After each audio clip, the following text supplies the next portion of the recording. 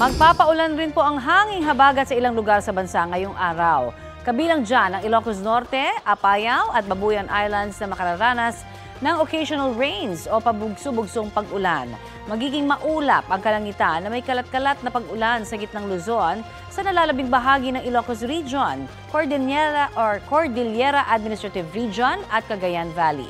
Dito po sa Metro Manila at nalalabing bahagi ng bansa, bahagyang magiging maulap at asahan na ho ang isolated rain showers at thunderstorms. Batay naman sa Metro Weather, katamtaman hanggang mahinang pag-ulan ang mararanasan sa malaking bahagi ng Northern at Central Luzon.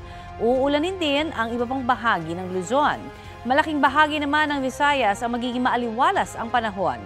Sa Mindanao naman, may kalat-kalat na pag-ulan mamayang hapon.